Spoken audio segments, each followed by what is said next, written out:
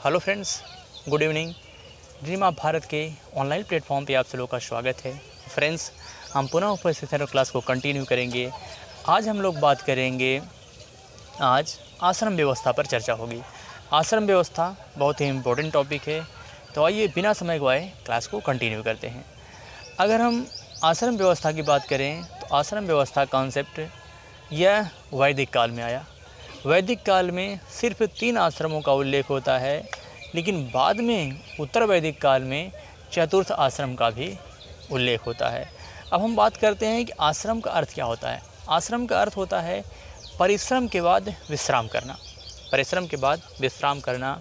और प्राचीन ऋषियों और विद्वानों ने हिंदू धर्म को उन्होंने 4 आश्रम व्यवस्थाओं में विभाजित किया है, जिसमें ब्रह्मचर्य आश्रम है, गृहस्थ आश्रम है और वानप्रस्थ आश्रम है तथा संन्यास आश्रम है। इसमें सबसे ज़्यादा प्राथमिकता, सबसे महत्वपूर्ण जो आश्रम बताया गया है वह गृहस्थ आश्रम बताया गया है। और गृहस्थ आश्रम सभी वर्णों के लिए महत्वपूर्ण बताया गया है। ब्राह्मण, क्षत्रिय, वैश्य और शूद्र सभी धर्मों के लिए यह आश्रम महत्वपूर्ण बताया गया है। अब हम अगर बात करें तो जबालोपनिषद में 4 आश्रमों का उल्लेख मिलता है। वहीं पर अगर आप छांदोग्य उपनिषद की बात करेंगे तो छांदोग्य उपनिषद में 3 आश्रमों का उल्लेख मिलता है। अब आइए हम लोग एक आश्रम के बारे में चर्चा करेंगे।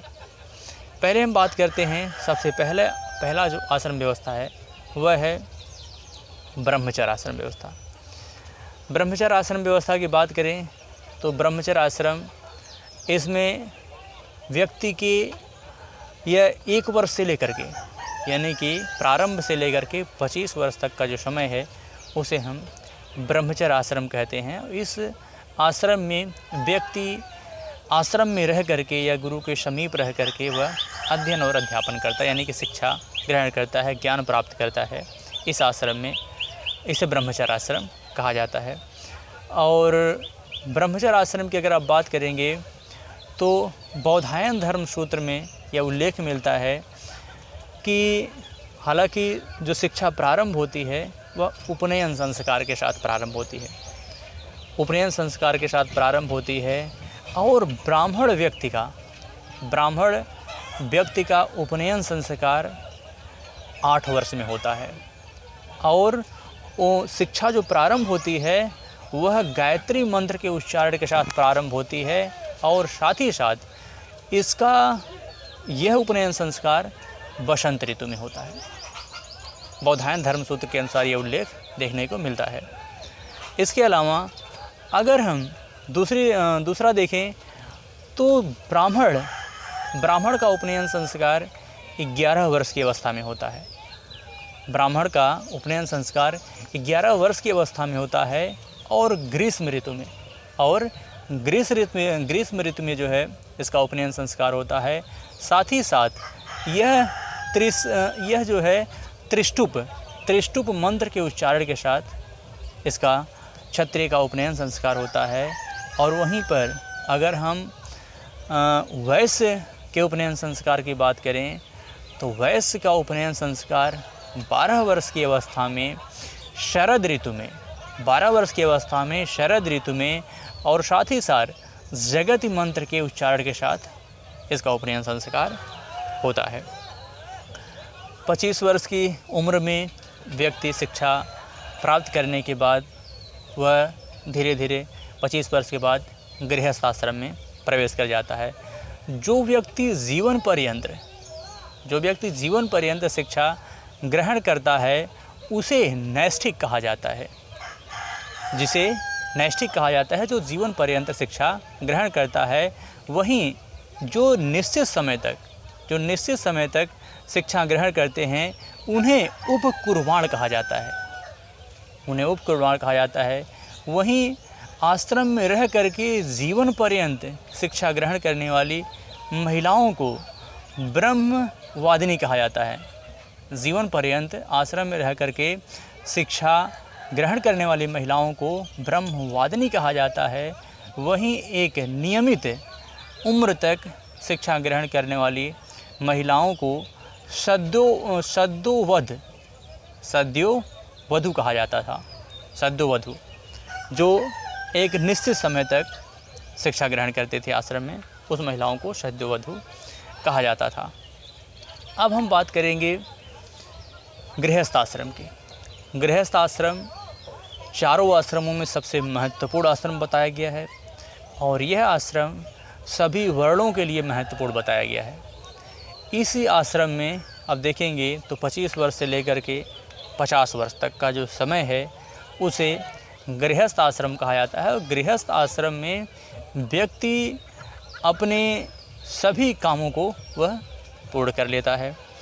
और इसी आश्रम में देखेंगे तो आपको 3 यज्ञ यानी कि त्रियज्ञ से जो मुक्ति का मार्ग बताया गया है वह गृहस्थ आश्रम में ही बताया गया है। इसके अलावा इसी आश्रम में आप देखेंगे तो पंच महायज्ञ का भी उल्लेख इसी आश्रम में किया गया है और साथ ही साथ त्रिवर्ग का उल्लेख भी आपको इसी आश्रम में देखने को मिलता है। अब अगर हम 3 ऋण या त्रिऋण की बात करें तो 3 ऋण में ऋषि ऋण, देव ऋण और पितृ ऋण का उल्लेख किया जाता है। ऋषि ऋण की बात करें तो वैदिक ग्रंथों के अध्ययन और अध्यापन के माध्यम से ऋषि ऋण से मुक्त हुआ जा सकता है।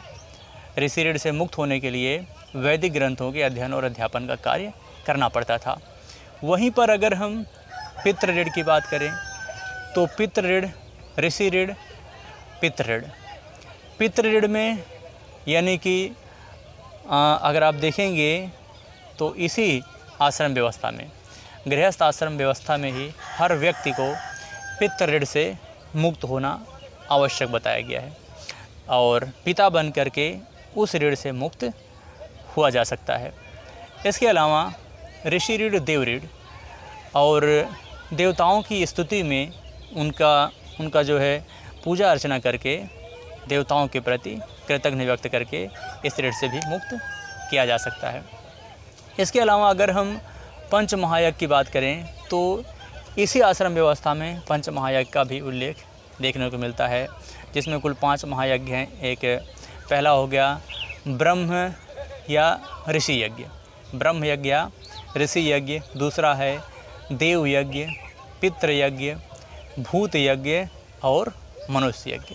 तो अगर हम सबसे पहले बात करें तो ब्रह्म या ऋषि यज्ञ, ब्रह्म या ऋषि यज्ञ इसी आश्रम व्यवस्था में करना महत्वपूर्ण था। महत्वपूर्ण रूप से इसी आश्रम व्यवस्था में इसको करना पड़ता था और साथ ही साथ ब्रह्म या ऋषि ऋण, इसमें जो है ऋषियों के प्रति अपने कर्तव्यों का निर्वहन करना पड़ता था। साथ ही साथ देव ऋण, देवताओं की पूजना अर्चना के माध्यम से देवताओं को प्रसन्न करके इस ऋण से मुक्त हुआ जाता था। इसके अलावा अगर आप देखेंगे तो पितृ ऋण में पितरों को तर्पण और श्राद्ध के माध्यम से अपने कार्यों के उत्तरदायित्व का निर्वहन किया जाता था पितृ ऋण के माध्यम से। और साथ ही साथ भूत यज्ञ के माध्यम से जो भूत प्रेत होते थे उनको भी जो है अर्पित किया जाता था। साथ ही साथ मनुष्य यज्ञ जो है यानी कि मनुष्य यज्ञ के माध्यम से जो अतिथियों के सेवा सत्कार का इसमें जो है उल्लेख किया गया है। इसके अलावा अगर आप देखेंगे तो त्रिवर्ग का कॉन्सेप्ट भी अब आपको इसी समय देखने को मिलेगा गृहस्थ आश्रम में ही, जिसमें धर्म, अर्थ और काम, त्रिवर्ग में धर्म, अर्थ और काम आता है। हालांकि मोक्ष की अवधारणा तो बहुत बाद में देखने को मिलती है। इसके बाद है तीसरा आश्रम वानप्रस्थ। अगर वानप्रस्थ आश्रम की बात करेंगे तो गृहस्थ आश्रम के बाद व्यक्ति जो है वह वानप्रस्थ आश्रम में प्रवेश करता है। हालांकि गृहस्थ आश्रम में व्यक्ति किस संस्कार के माध्यम से प्रवेश करता है, ये क्वेश्चन पूछा जाता है। जैसे अगर आप देखेंगे तो ब्रह्मचर्य आश्रम में व्यक्ति किस संस्कार के माध्यम से प्रवेश करता है, तो उपनयन संस्कार के माध्यम से, उपनयन संस्कार के माध्यम से वह गृहस्थ आश्रम में प्रवेश करता है। तो उसी तरीके से व्यक्ति जो होता है वह समावर्तन संस्कार के माध्यम से वह गृहस्थ आश्रम में प्रवेश करता है।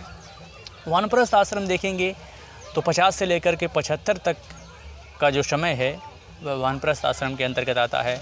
और वानप्रस्थ आश्रम में व्यक्ति लौकिक जीवन से वह मुक्ति के बाद पारलौकिक जीवन की तरफ उन्मुख होना ही क्या कहलाता है, वानप्रस्थ आश्रम। यानी कि वानप्रस्थ आश्रम में व्यक्ति अपने कार्यों का निर्वहन करके वह धीरे धीरे अपने आप को भौतिक संसार से दूर करने का प्रयास करता है। हालांकि इस आश्रम में व्यक्ति अपने आप को पूरी तरीके से समाज से अलग नहीं कर पाता है, समाज से वह जुड़ा रहता है, लेकिन कहीं न कहीं जो है यह लौकिकता की तरफ से पारलौकिकता की तरफ उन्मुख होता है। इसके बाद चतुर्थ आश्रम जो है वह संन्यास। इस आश्रम व्यवस्था में व्यक्ति अपने आप को पूरी तरीके से संसार से विरक्त कर लेता है, भौतिक संसार से अपने आप को अलग कर लेता है और ईश्वर के प्रति अपने आप को समर्पित कर देता है, मोक्ष के लिए ईश्वर में अपने आप को लीन कर देता है। यही है आपका संन्यास आश्रम। तो ठीक है फ्रेंड्स, इसी के साथ यह टॉपिक समाप्त होता है। फिर मिलेंगे बेहतर क्लास के साथ, तब तक के लिए जय हिंद।